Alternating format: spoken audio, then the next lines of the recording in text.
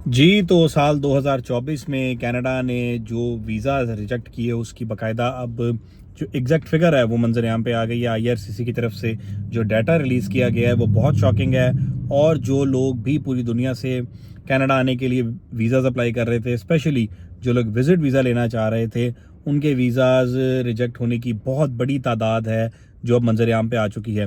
तो ओवरऑल अगर बात करें तो स्टडी परमिट, वर्क परमिट और विजिट वीज़ा की जो रिजेक्शन की जो नंबर ऑफ वीज़ाज़ हैं वो है 2.36 मिलियन, यानी 23 लाख से ज़्यादा, 23,60,000 के आसपास का ये फिगर है जिनके जो टेम्प्रेरी रेजिडेंट एप्लीकेशंस हैं। टेम्प्रेरी रेजिडेंट का मतलब होता है कि आप विजिट वीज़ा ले रहे हैं या आप वर्क परमिट ले रहे हैं या आप स्टडी परमिट ले रहे हैं, तो वो टेम्प्रेरी रेजिडेंट वीज़ा कहलाता है। तो 2.36 मिलियन यानी 23 लाख लोगों के वीज़ाज रिजेक्ट हुए। और ये जो रेशो ऑफ रिजेक्शन है ओवरऑल, ये 50% 2024 की रिकॉर्ड की गई है। इसका अगर मुआवजना करें 2023 के डाटा के साथ, तो 2023 में 35% रिजेक्शन का जो रेशो था वो मौजूद था। और जो नंबर ऑफ रिजेक्टेड एप्लीकेशंस थी वो थी 1.85 मिलियन, यानी ये हाईएस्ट रिफ्यूज़ल रेट है सिंस कोविड 2019। अब जो इसका ब्रेकडाउन आया है उसकी सारी डिटेल्स आपको बताता हूँ। जो विजिटर वीज़ा है वो रिजेक्ट होने की जो रेशो है वो 54% है, यानी 54% जो 2024 में वीज़ाज अप्लाई हुए हैं विज़िट के लिए वो रिजेक्ट हुए हैं। और उनकी जो टोटल तादाद है वो 1.95 मिलियन बनती है। इसका मुकाबला अगर मुआवजना किया जाए 2023 से, जो 2023 में जो रिजेक्शन की रेशो थी वो 40% थी, जबकि इस दफ़ा 24 में लास्ट ईयर में 54% आई है। जो स्टूडेंट परमिट्स हैं वो 2024 में 52% स्टूडेंट परमिट्स रिजेक्ट हुए हैं। उसकी तादाद है 2,90,137, यानी कि आप देख सकते हैं कि 2023 के मुकाबले में भी ये रेशो बहुत ज़्यादा है। 2023 में ये जो रिजेक्शन की रेशो थी वो 38% थी और 2024 में वो 52 पे पहुंच गई है। वर्क परमिट्स की बात करें तो वर्क परमिट्स की जो रिजेक्शन की रेशो है उसमें कोई बहुत बड़ा फ़र्क नहीं है। 2024 में जो वर्क परमिट्स रिजेक्ट हुए हैं वो 1,15,549 हैं, जो कि 22% बनते हैं ओवरऑल रिजेक्शन की रेट के। और 2023 में ये जो रेशो है वो 23% थी। अब इसकी वजह क्या है? गवर्नमेंट ऑफ कनाडा ने 2024 में अपनी जो प्रायोरिटीज़ थी इमिग्रेशन की उनको तब्दील किया। 2024 में ये अनाउंस किया गया कि हमने टेम्परेरी रेजिडेंट वीज़ाज़ यानी विजिट वीज़ा, स्टूडेंट परमिट और वर्क वीज़ा, इनकी जो ओवरऑल जो रेशो है उसको हमने कम करना है बाय 2026, क्योंकि इस वक्त जो पॉपुलेशन की रेशो के हिसाब से जो टेम्परेरी रेजिडेंट वीज़ाज़ की रेशो है वो 6.5% है। इसको नीचे ला के इसको कम करके 5% पे लाना है 2026 तक। इसकी जो मेन रीजंस है वो भी आपको मैं बताता हूँ। इसकी सबसे इम्पॉर्टेंटली जो रीजंस बनी है उसमें सबसे पहले कनाडा का अपना इकोनॉमिक इंफ्रास्ट्रक्चर है जो बुरे तरीके से मुतासर हुआ है। और जो इमिग्रेशन अथॉरिटीज़ और जो गवर्नमेंट में बैठे हुए लोग हैं वो डायरेक्ट जो इसका रीज़न है वो मैस इमिग्रेशन को बताते हैं, अनप्लान इमिग्रेशन को बताते हैं। जो लोग विजिट वीज़ा पे आए और ओवर स्टे किया, नहीं गए, यहाँ पर रह के ही किसी ने पॉलिटिकल असाइलम अप्लाई कर दिया, किसी ने वर्क परमिट लेने के लिए तगदो की और विजिट वीज़े के बाद वो लोग वापस नहीं गए। इसी तरह के स्टूडेंट्स हैं जो ओवर स्टे कर चुके हैं। इसी तरह के वर्क परमिट होल्डर्स हैं जिनका वर्क परमिट एक्सपायर हो गया लेकिन वो वापस जाने को तैयार नहीं है। तो ये अनप्लान्ड और मैस इमिग्रेशन एक बहुत बड़ी रीज़न है कि अब कनाडा ने अपनी प्रायोरिटीज़ को चेंज किया है। और जितने भी वीज़ाज़ हैं, बेशक वो टेम्परेरी रेजिडेंट कैटेगरी के जितने भी वीज़ाज़ हैं उसको अब माइनस करना है, उसको डिमोरलाइज करना है, उसको डिक्रीज़ करना है। जो मेन रीज़न है आपको वो बताता हूँ। सबसे पहला रीज़न है population control and resource strain. Canada को जब टेम्परेरी रेजिडेंट जो आए हैं पिछले 5 साल में, ख़ुसूसी तौर पे कोविड के बाद से बहुत बड़ी तादाद जो है उन्होंने कनाडा का रुख किया। और ये वो 5 साल थे जो लोगों के धड़ाधड़ वीज़ाज लगे और बहुत बड़ी तादाद में लोग यहाँ पर आए भी। तो पॉपुलेशन ग्रोथ इंडेक्स बहुत ज़्यादा हाई हो गया है, पॉपुलेशन कंट्रोल नहीं हो रही। और पॉपुलेशन ज़्यादा होने की वजह से और इंफ्रास्ट्रक्चर कम होने की वजह से जो हाउसिंग मार्केट है उसके ऊपर बर्डन आया। लोगों की घरों के रेंट इंक्रीज़ हो गए, उसके अलावा जॉब अपॉर्चुनिटीज़ नहीं थी। इसीलिए इसको देखते हुए 2024 में जो प्रायोरिटीज़ उनको चेंज किया गया।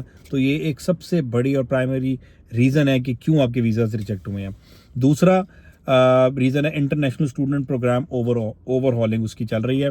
जो स्टूडेंट प्रोग्राम है जितने भी कनाडा में चल रहे हैं, IRCC के डाटा के मुताबिक पूरे 2024 के तमाम प्रोविंसेस का जो एक फिगर दिया गया IRCC ने जो बताया, वो सिर्फ और सिर्फ 3,60,000 2024 में जो फिगर्स हैं उनको अलाउ किया गया कि अब आप इंटरनेशनल जो स्टूडेंट्स हैं वो पूरे साल में सिर्फ इतनी तादाद में कनाडा आ सकते हैं।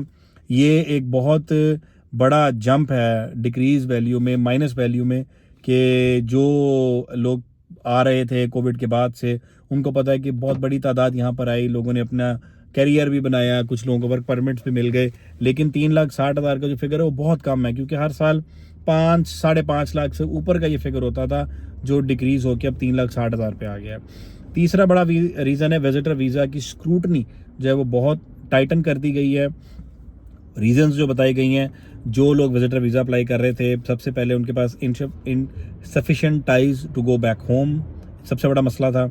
दूसरा सबसे मेन इशू है कि वेग ट्रैवल पर्पसेस, आप कनाडा क्यों आना चाहते हैं? अगर आप विजिटर वीज़ा ले रहे हैं और विजिट वीज़ा में आप कहना चाहते हैं कि हम कनाडा घूमने फिरने आ रहे हैं, तो सबसे पहले जो इमिग्रेशन अथॉरिटीज़ है वो चेक करते हैं कि क्या आपने कनाडा के मुतालिक सही से रिसर्च भी की है, आप किस चीज़ के अंदर आकर यहाँ पे अपना विजिट करना चाह रहे हैं। आप सिर्फ और सिर्फ कनाडा के सिटीज़ को देखना चाहते हैं, आप कनाडा की जो नॉर्दर्न एरियाज़ है वहाँ जाना चाहते हैं, आप फॉल्स वाले एरियाज़ को देखना चाहते हैं, आप हाइकिंग करना चाहते हैं, आप सीनिक व्यूज़ को एंजॉय करना चाहते हैं, तो आपका जो रीज़न ऑफ जो आपका विजिट वीज़ा है वो बहुत स्ट्रॉन्ग होना चाहिए, जिसके बाद ही आपको जो विजिट वीज़ा है वो ग्रांट होता है। लेकिन जिन लोगों के विजिट वीज़ाज के पर्पसेस और रीजंस बड़े वेग थे उनको नहीं मिला। अब जो इसके बाद जो सबसे इम्पोर्टेंट रीज़न है रिजेक्शन की वो है वर्क परमिट्स। अब वर्क परमिट्स जो हैं वो लोगों के एक्सपायर हो रहे हैं, ज़्यादा से ज़्यादा लोग वर्क परमिट लेना चाहते हैं, कनाडा में काम करना चाहते हैं। और कनाडा में 2 सेक्टर ऐसे हैं जहाँ पर वर्क परमिट्स की हमेशा ज़रूरत भी होती है, लेबर शॉर्टेज भी होती है, और उसको फिल करने के लिए कनाडा वर्क परमिट्स इशू भी करता है। इसमें मैंने आपको जैसा बताया कि बहुत बड़ा फ़र्क नहीं है, 22 और 23% का फ़र्क है। 2023 में 23% रिजेक्शन थी, जबकि 2024 में 22% रिजेक्शन है। तो सेक्टर्स इसमें हेल्थ केयर के हैं और कंस्ट्रक्शन के हैं, जिसमें लेबर शॉर्टेज रहती है और यहाँ पर वीज़ाज़ की जो नंबर है वो निकलती रहती है और वर्क परमिट लोगों को मिलते भी रहते हैं। अब इसकी जो इकोनॉमिक इम्प्लीकेशन है उसके कुछ प्रोज हैं और उसके कुछ कॉन्स हैं, वो आपको बताता हूँ। इसके फ़वाइद ये हैं कि ईज़ इन हाउसिंग मार्केट बेहतर हो गई, रेंट्स कम हो गए, हेल्थ केयर सेक्टर में वेट टाइम जो है वो बेहतर हो गया। पहले लोग 6-6 माह, 8-8 माह, 1-1 साल तक का इंतज़ार कर रहे थे, तो अब आपका जो वेट टाइम है वो कंसिडरेबली कुछ कम हो गया। बहुत ज़्यादा बेहतर नहीं हुआ, लेकिन कुछ कम ज़रूर हुआ। इसके जो कॉन्स हैं, जो नुकसानात है कनाडा को, वो आपको बताता हूँ। International students contribute over 22 billion Canadian dollar to economy. अब इंटरनेशनल स्टूडेंट्स अगर नहीं आ रहे तो कनाडा का ये तकरीबन $22 का जो कंट्रीब्यूशन है इंटरनेशनल स्टूडेंट्स का, वो कनाडा को नहीं मिलेगा। दूसरा, 2,18,000 जॉब्स जो हैं वो वर्क परमिट से दूसरे मुल्कों से आने वाले लोग कनाडा में उस 2,18,000 की वैकेंसी को फिल करते हैं। और तीसरा पॉइंट है इसमें, बिजनेस आपका मुतासर हो रहा है, जो एम्प्लॉयर है उसको अब उसको चीप लेबर नहीं मिल रही, जिसकी वजह से वो काफ़ी परेशान है। और इसमें चौथा जो कौन है वो है टूरिज़्म आपका बहुत मुतासर होगा। टूरिज़्म सेक्टर में बाहर से लोग नहीं आएंगे तो इन्वेस्ट नहीं करेंगे, पैसा नहीं खर्चेंगे।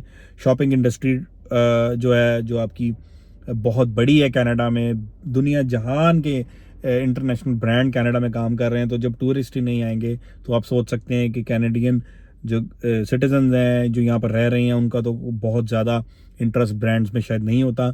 ज़्यादा जो टूरिस्ट होते हैं वो आके अपनी इन्वेस्टमेंट करते हैं, पैसा लगाते हैं और इकोनॉमी को अल्टीमेटली कंट्रीब्यूट करते हैं। लेकिन अब इन पॉलिसीज़ के बाद टूरिज़्म भी नहीं आएगा और कनाडा का अल्टीमेटली जो ये कौन है इकोनॉमिक इम्प्लीकेशन का, ये कनाडा को फेस करना पड़ेगा। साथ ही साथ ये भी कहा जा रहा है कि अब अगर आप विजिट वीज़ा अप्लाई करें तो आप देख भाल के सोच समझ के, आपको 4 पॉइंट्स बताता हूँ। आपके जो डॉक्यूमेंट्स हैं बहुत स्ट्रॉन्ग होने चाहिए, प्रूफ ऑफ फंड्स आपका बहुत तगड़ा होना चाहिए, स्ट्रॉन्ग होम कंट्री टाइज होने चाहिए, आपका कारोबार है, आपकी नौकरी है, और अगर रेगुलर नौकरी है और अच्छी है, हाईली पेड है या बेहतर कुछ पेमेंट है उसकी, उसका सारा का सारा रिकॉर्ड लगाएं कि मैं वापस जाना चाहता हूं, मैं वापस जाऊंगा ताकि मेरी जॉब है या मेरा कारोबार है। और fourth point, clear intent to go back to your country. ये आपका विजिट वीज़ा लगाते हुए आपकी इंटेंट भी क्लियर होनी चाहिए कि आप वापस जाना चाहते हैं, तभी आपको विजिट वीज़ा आइंदा ग्रांट किया जाएगा। आई होप आपको इन्फॉर्मेशन अच्छी लगी होगी। इसको कमेंट भी करें, कोई इन्फॉर्मेशन चाहिए हो तो नीचे आप कमेंट बॉक्स में आके मुझसे इन्फॉर्मेशन भी ले सकते हैं, और इसको ज़्यादा से ज़्यादा फैलाएं ताकि आइंदा जो लोग स्टूडेंट परमिट, वर्क परमिट या विजिट वीज़ा अप्लाई करें तो उनके पास बेहतर इन्फॉर्मेशन पहले से मौजूद हो। बहुत शुक्रिया।